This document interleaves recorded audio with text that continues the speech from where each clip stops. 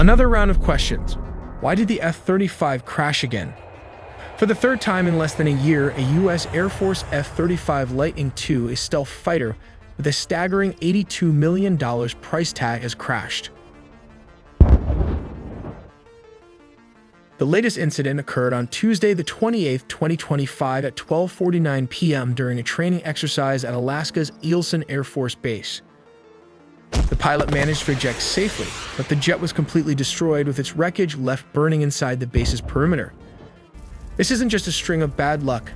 It's starting to look like a pattern.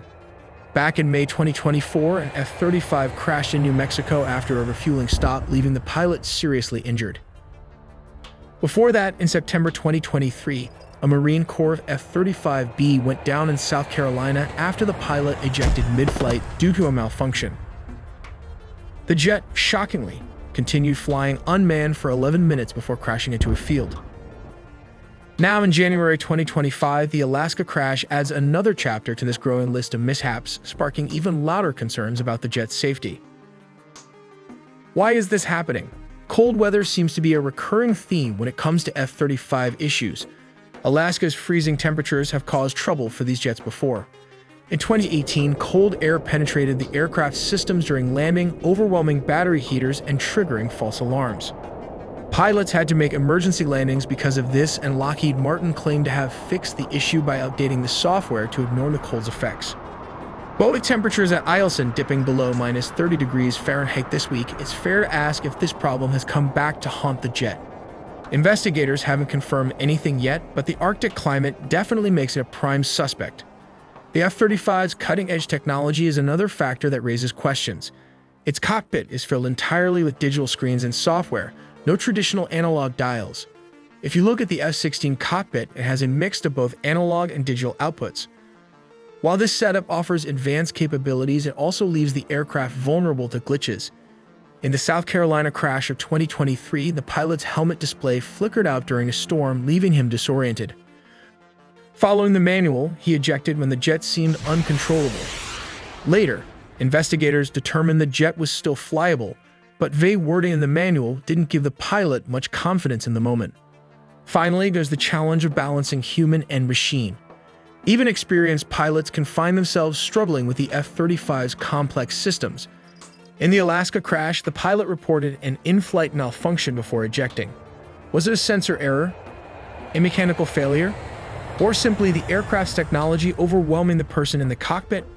Until the investigation concludes, we're left with more questions than answers.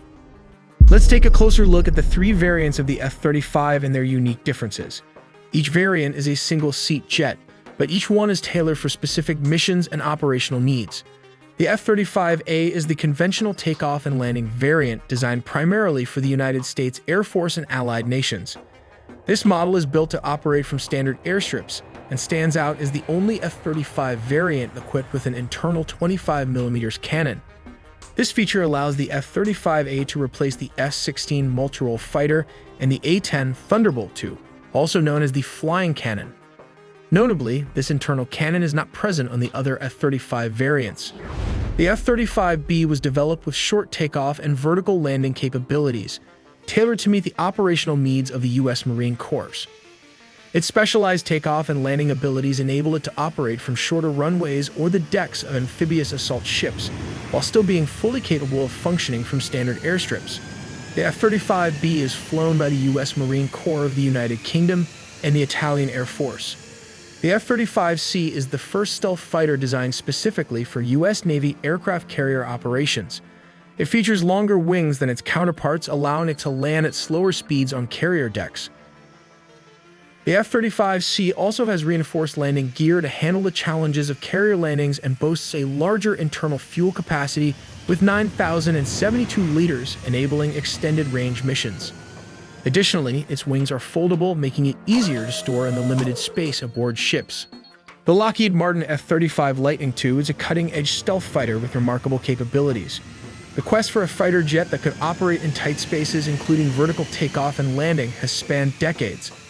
Lockheed Martin began experimenting with vertical rising aircraft as far back as 1954. The Harrier was one of the first aircraft to achieve this remarkable engineering feat. While its technology was ahead of its time, like any engineering marvel, it had its flaws. One major issue occurred during vertical landings, where the aircraft would sometimes flip over due to turbulence caused by its own downwash. To stabilize the aircraft during landing, pilots had to manually control a small roll control nozzle located on the tip of each wing, a challenging task that required immense skill. In contrast, the F-35B's short takeoff and vertical landing system represents a significant improvement. By integrating vertical landing capabilities with long-range supersonic speed, the F-35B offers a stealthy, lightning-fast fighter equipped to carry advanced weaponry. This is the lift fan doors of the F-35. Inside it is a Rolls-Royce lift system that offers a STOL or short takeoff and vertical landing aircraft that is exceptionally durable and dependable. The Rolls-Royce lift fan is the heart of the F-35B's thrust vectoring capability, where 29,000 shaft horsepower is delivered to lift fan. This exhaust nozzle is connected to the main engine by a drive shaft, produces a downward flowing column of air at the front of the plane. At the back, the exhaust nozzle twists, aiming its push toward the ground for directional control. All of this is made possible by the Pratt & Whitney F135 afterburning turbofan engine. The engine comes in two variants, a conventional takeoff and landing version used in the F-35A and F-35C, and a short takeoff and vertical landing model, which includes a forward lift fan and is used in the F-35B. Let's break down how it works. Air is drawn in through the rectangular intake ramp and fuel is sprayed into a section of the jet pipe. Here, the fuel mixes with the exhaust gases and ignites, creating a second stage of combustion, also known as afterburning. To conserve fuel, the afterburner is only used in short bursts, such as during takeoff, climbing to higher altitudes, or intense combat maneuvers. The engine's exhaust nozzle, made up of petals-like components, can adjust by narrowing or widening the gap between them. This design helps to reduce the strain on the turbofan engine, especially when it's operating in full afterburning mode. All that power comes from an impressive network of 7 to 10 fuel tanks carefully positioned throughout the aircraft. Fuel tank number 1 is located just behind the pilot's seat, ensuring easy access and a central position. Moving slightly further back, we find fuel tank number 2, commonly referred to as the center fuselage tank. This is followed by fuel tank number 3, also known as the engine feed tank. Moving back, we have wing carry-through, which fuel tank number 4, along with 2 fuselage vent tanks. On the wings are 2 massive fuel tanks on each side, also known as the wing fuel tank. 2 more vertical fin vent tanks are located on the fins of the aircraft. The radar paint technology is still classified, but this is what we know from aviation experts. We learned that they use a radar-absorbing material. RAM is a type of polymer-based material that is put to the surface of stealth military aircraft like the F-22 Raptor and F-35 Lightning II. This reduces radar cross-section and thus making them more difficult to detect by radar. This is stealth with low visibility.